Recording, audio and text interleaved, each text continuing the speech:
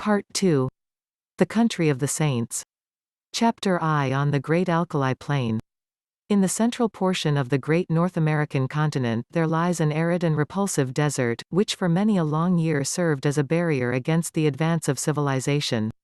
From the Sierra Nevada to Nebraska, and from the Yellowstone River in the north to the Colorado upon the south, is a region of desolation and silence. Nor is nature always in one mood throughout this grim district. It comprises snow-capped and lofty mountains, and dark and gloomy valleys. There are swift-flowing rivers which dash through jagged canyons, and there are enormous plains, which in winter are white with snow, and in summer are gray with the saline alkali dust. They all preserve, however, the common characteristics of barrenness, inhospitality, and misery. There are no inhabitants of this land of despair. A band of Pawnees or of Blackfeet may occasionally traverse it in order to reach other hunting grounds, but the hardiest of the braves are glad to lose sight of those awesome plains, and to find themselves once more upon their prairies. The coyote skulks among the scrub, the buzzard flaps heavily through the air, and the clumsy grizzly bear lumbers through the dark ravines, and picks up such sustenance as it can amongst the rocks. These are the sole dwellers in the wilderness. In the whole world there can be no more dreary view than that from the northern slope of the Sierra Blanco. As far as the eye can reach stretches the great flat plain land, all dusted over with patches of alkali, and intersected by clumps of the dwarfish chaparral bushes. On the extreme verge of the horizon lie a long chain of mountain peaks, with their rugged summits flecked with snow. In this great stretch of country there is no sign of life, nor of anything appertaining to life. There is no bird in the steel-blue heaven, no movement upon the dull, grey earth, above all, there is absolute silence. Listen as one may, there is no shadow of a sound in all that mighty wilderness, nothing but silence, complete and heart-subduing silence. It has been said there is nothing appertaining to life upon the broad plain. That is hardly true. Looking down from the Sierra Blanco, one sees a pathway traced out across the desert, which winds away and is lost in the extreme distance. It is rutted with wheels and trodden down by the feet of many adventurers. Here and there are scattered white objects which glisten in the sun, and stand out against the dull deposit of alkali. Approach, and examine them. They are bones, some large and coarse, others smaller and more delicate. The former have belonged to oxen, and the latter to men. For 1,500 miles one may trace this ghastly caravan route by these scattered remains of those who had fallen by the wayside. Looking down on this very scene, there stood upon the 4th of May, 1847, a solitary traveler. His appearance was such that he might have been the very genius or demon of the region. An observer would have found it difficult to say whether he was nearer to 40 or to 60. His face was lean and haggard, and the brown parchment-like skin was drawn tightly over the projecting bones, his long, brown hair and beard were all flecked and dashed with white, his eyes were sunken in his head, and burned with an unnatural luster, while the hand which grasped his rifle was hardly more fleshy than that of a skeleton. As he stood, he leaned upon his weapon for support, and yet his tall figure and the massive framework of his bones suggested a wiry and vigorous constitution. His gaunt face, however, and his clothes, which hung so baggily over his shriveled limbs, proclaimed what it was that gave him that senile and decrepit appearance. The man was dying from hunger and from thirst. He had toiled painfully down the ravine, and on to this little elevation, in the vain hope of seeing some signs of water. Now the great salt plain stretched before his eyes, and the distant belt of savage mountains, without a sign anywhere of plant or tree, which might indicate the presence of moisture. In all that broad landscape there was no gleam of hope. North, and east, and west he looked with wild questioning eyes, and then he realized that his wanderings had come to an end, and that there, on that barren crag, he was about to die. Why not here, as well as in a feather bed, 20 years hence, he muttered, as he seated himself in the shelter of a boulder. Before sitting down, he had deposited upon the ground his useless rifle, and also a large bundle tied up in a grey shawl, which he had carried slung over his right shoulder.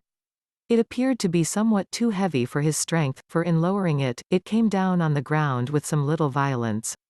Instantly there broke from the grey parcel a little moaning cry, and from it there protruded a small, scared face, with very bright brown eyes, and two little speckled, dimpled fists. "You've hurt me," said a childish voice reproachfully. "Have I though?" the man answered penitently. "I didn't go for to do it. As he spoke he unwrapped the grey shawl and extricated a pretty little girl of about 5 years of age, whose dainty shoes and smart pink frock with its little linen apron all bespoke a mother's care.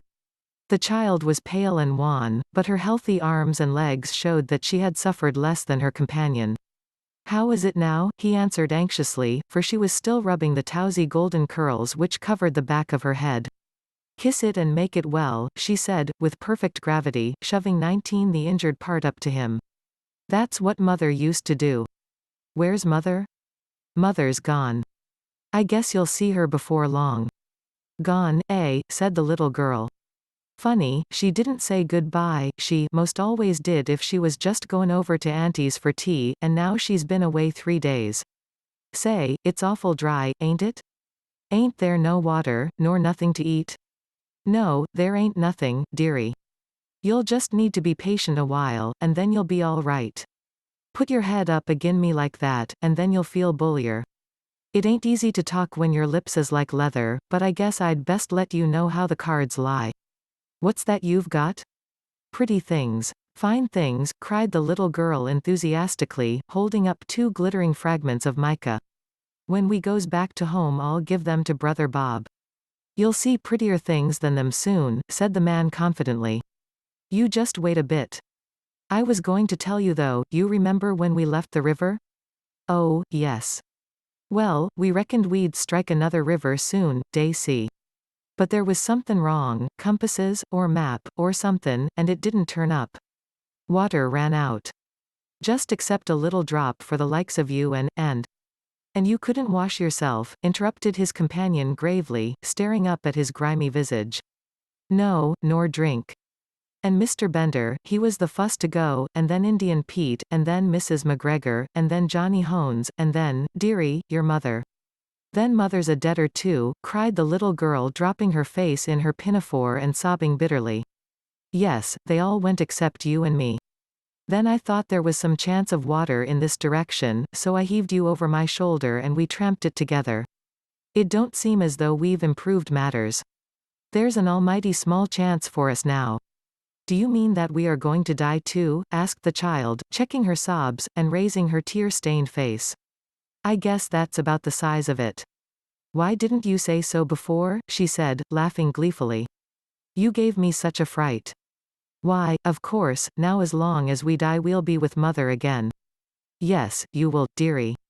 And you too. I'll tell her how awful good you've been. I'll bet she meets us at the door of heaven with a big pitcher of water, and a lot of buckwheat cakes, hot, and toasted on both sides, like Bob and me was fond of. How long will it be first?" "I don't know, not very long." The man's eyes were fixed upon the northern horizon. In the blue vault of the heaven there had appeared 3 little specks which increased in size every moment, so rapidly did they approach. They speedily resolved themselves into 3 large brown birds, which circled over the heads of the 2 wanderers, and then settled upon some rocks which overlooked them. They were buzzards, the vultures of the west, whose coming is the forerunner of death. "Cocks and hens," cried the little girl gleefully, pointing at their ill-omened forms, and clapping her hands to make them rise.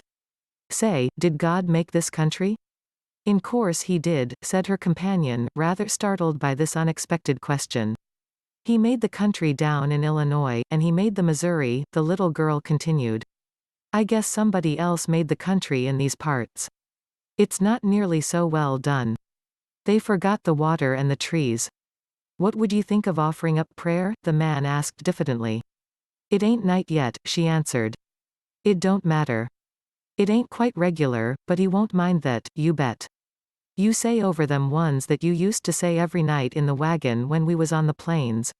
"Why don't you say some yourself?" the child asked, with wondering eyes.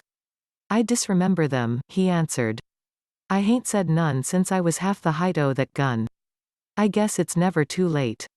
You say them out, and I'll stand by and come in on the choruses. Then you'll need to kneel down, and me too," she said, laying the shawl out for that purpose. "You've got to put your hands up like this. It makes you feel kind o' good."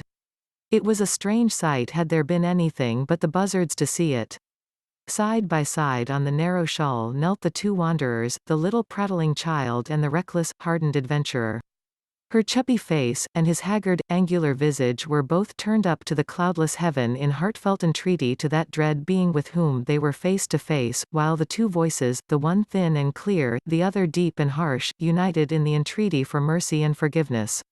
The prayer finished, they resumed their seat in the shadow of the boulder until the child fell asleep, nestling upon the broad breast of her protector. He watched over her slumber for some time, but nature proved to be too strong for him.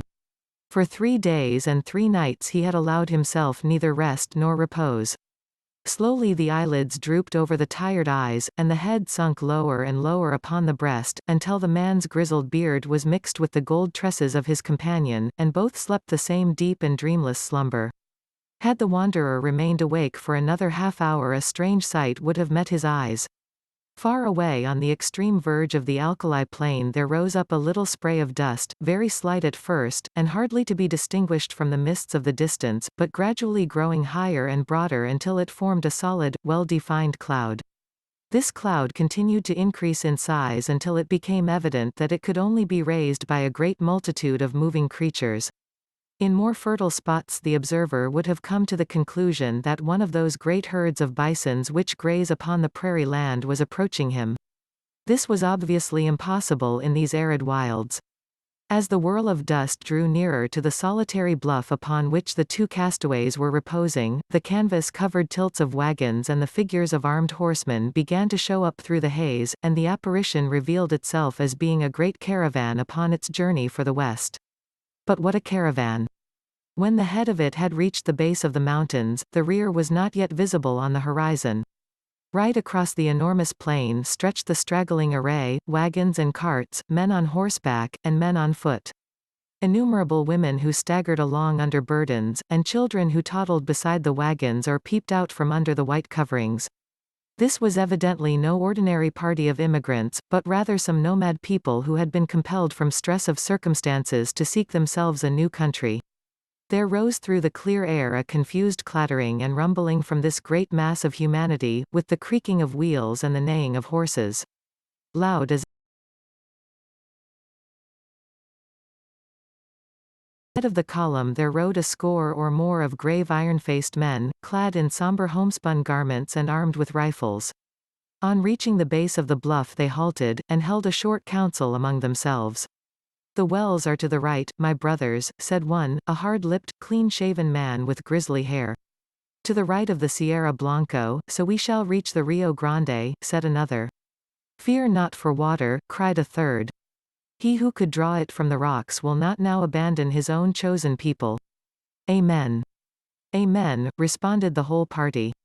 They were about to resume their journey when one of the youngest and keenest-eyed uttered an exclamation and pointed up at the rugged crag above them. From its summit there fluttered a little wisp of pink, showing up hard and bright against the grey rocks behind. At the sight there was a general reining up of horses and unslinging of guns, while fresh horsemen came galloping up to reinforce the vanguard. The word "Redskins" was on every lip. "There can't be any number of Injuns here," said the elderly man who appeared to be in command. "We have passed the Pawnees, and there are no other tribes until we cross the great mountains." "Shall I go forward and see, Brother Stangerson?" asked one of the band. And I," cried a dozen voices. "Leave your horses below and we will await you here," the elder answered. In a moment the young fellows had dismounted, fastened their horses, and were ascending the precipitous slope which led up to the object which had excited their curiosity. They advanced rapidly and noiselessly, with the confidence and dexterity of practiced scouts. The watchers from the plain below could see them flit from rock to rock until their figures stood out against the skyline. The young man who had first given the alarm was leading them. Suddenly his followers saw him throw up his hands, as though overcome with astonishment, and on joining him they were affected in the same way by the sight which met their eyes. On the little plateau which crowned the barren hill there stood a single giant boulder, and against this boulder there lay a tall man, long-bearded and hard-featured, but of an excessive thinness. His placid face and regular breathing showed that he was fast asleep. Beside him lay a little child, with her round white arms encircling his brown sinewy neck, and her golden-haired head resting upon the breast of his velveteen tunic. Her rosy lips were parted, showing the regular line of snow-white teeth within, and a playful smile played over her infantile features. Her plump little white legs terminating in white socks and neat shoes with shining buckles, offered a strange contrast to the long shriveled members of her companion. On the ledge of rock above this strange couple there stood 3 solemn buzzards, who, at the sight of the newcomers uttered raucous screams of disappointment and flapped sullenly away. The cries of the foul birds awoke the 2 sleepers who stared about 20 them in bewilderment. The man staggered to his feet and looked down upon the plain which had been so desolate when sleep had overtaken him, and which was now traversed by this enormous body of men and beasts. His face assumed an expression of incredulity as he gazed, and he passed his bony hand over his eyes. "This is what they call delirium, I guess," he muttered. The child stood beside him, holding on to the skirt of his coat, and said nothing but looked all round her with the wondering questioning gaze of childhood. The rescuing party were speedily able to convince the 2 castaways that their appearance was no delusion. One of them seized the little girl, and hoisted her upon his shoulder, while 2 others supported her gaunt companion, and assisted him towards the wagons. "My name is John Ferrier," the wanderer explained. "Me and that little un are all that's left o' 21 people.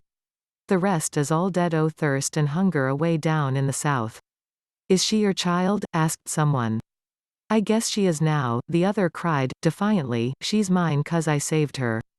No man will take her from me. She's Lucy Ferrier from this day on. Who are you, though?" he continued, glancing with curiosity at his stalwart, sunburned rescuers. "There seems to be a powerful lot of ye." "Nigh upon 10,000, said one of the young men. "We are the persecuted children of God, the chosen of the angel Moroni." "I never heard tell on him," said the wanderer. "He appears to have chosen a fair crowd of ye." "Do not jest at that which is sacred," said the other sternly. "We are of those who believe in those sacred writings, drawn in Egyptian letters on plates of beaten gold, which were handed unto the holy Joseph Smith at Palmyra.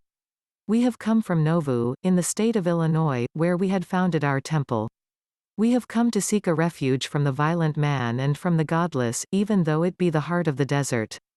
The name of Nauvoo evidently recalled recollections to John Ferrier. "I see," he said, "you are the Mormons." "We are the Mormons," answered his companions with one voice. "And where are you going?" "We do not know. The hand of God is leading us under the person of our prophet. You must come before him. He shall say what is to be done with you." They had reached the base of the hill by this time, and were surrounded by crowds of the pilgrims, pale-faced meek-looking women, strong laughing children, and anxious earnest-eyed men. Many were the cries of astonishment and of commiseration which arose from them when they perceived the youth of one of the strangers and the destitution of the other. Their escort did not halt, however, but pushed on, followed by a great crowd of Mormons, until they reached a wagon, which was conspicuous for its great size and for the gaudiness and smartness of its appearance. 6 horses were yoked to it, whereas the others were furnished with 2, or, at most, 4 apiece. Beside the driver there sat a man who could not have been more than 30 years of age, but whose massive head and resolute expression marked him as a leader. He was reading a brown-backed volume, but as the crowd approached he laid it aside, and listened attentively to an account of the episode.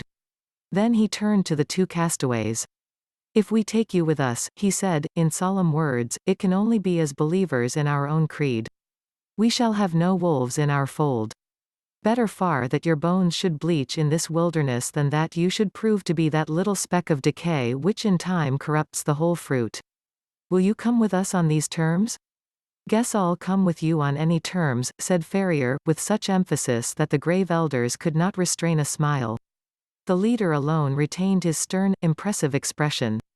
"Take him, Brother Stangerson," he said, "give him food and drink, and the child likewise. Let it be your task also to teach him our holy creed. We have delayed long enough. Forward. On to Zion. On to Zion," cried the crowd of Mormons, and the words rippled down the long caravan, passing from mouth to mouth until they died away in a dull murmur in the far distance. With a cracking of whips and a creaking of wheels the great wagons got into motion, and soon the whole caravan was winding along once more. The elder to whose care the 2 waifs had been committed, led them to his wagon, where a meal was already awaiting them. "You shall remain here," he said. In a few days you will have recovered from your fatigues. In the meantime, remember that now and forever you are of our religion. Brigham Young has said it, and he has spoken with the voice of Joseph Smith, which is the voice of God.